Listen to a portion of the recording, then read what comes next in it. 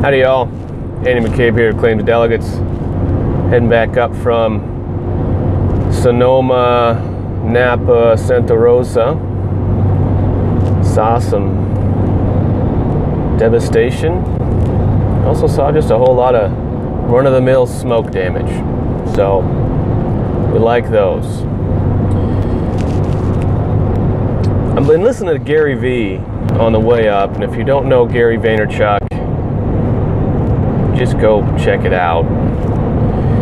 And second episode of his podcast called Ask Gary Vee, he talks about what he learned from his dad. The number one thing he said he learned from his dad is word is bond.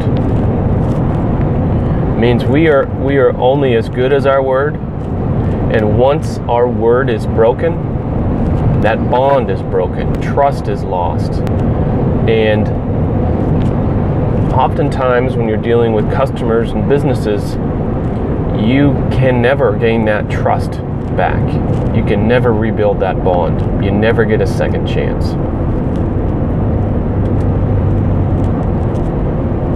So I was thinking,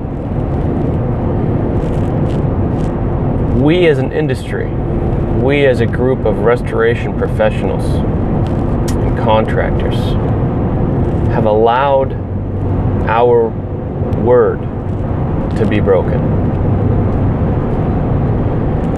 We no longer enjoy the trust and the bond that we once had with our industry partners, adjusters, other businesses, subcontractors, carriers.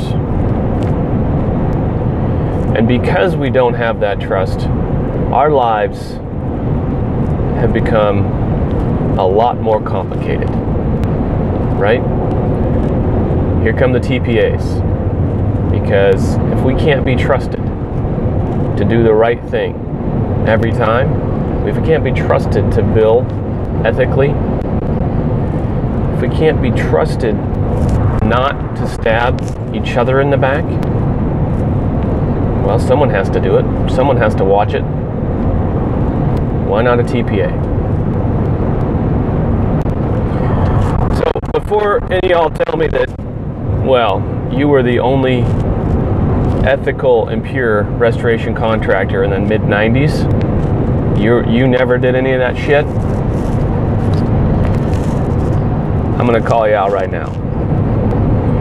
There are folks, when we had a couple guys a number of years back go to prison because they were prison for insurance fraud, because they were getting sub bids on general contracting work,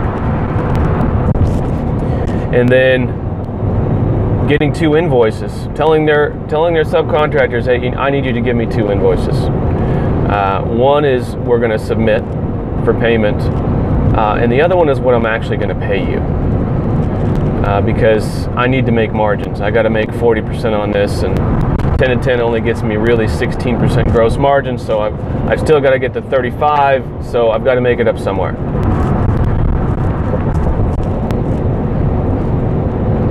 There are people, without pointing fingers, there are people that when the news came out that those contractors and owners were going to prison,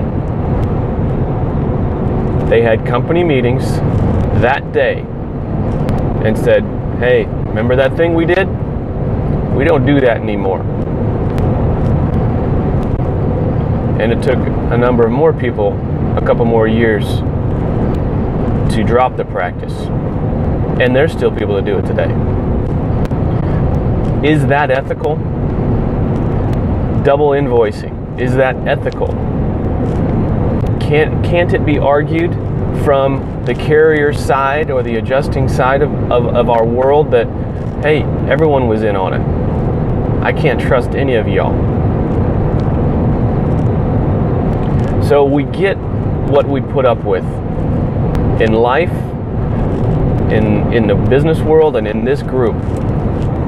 We get what we put up with. And we are not unethical. So we cannot tolerate any unethical behavior. if we hope to build a strong association of independent and proud, rebellious contractors, we have to watch ourselves and police ourselves. I will kick anyone out of my group if they have shown the propensity to be dishonest or to try to screw other contractors, whether that other contractor's in this group or not. Because we have to hold ourselves to such a higher standard if we ever hope to gain that trust. Because guess what? When our word is our bond, when our word is good, and we get critical mass, we can start to move mountains. Fuck moving the needle.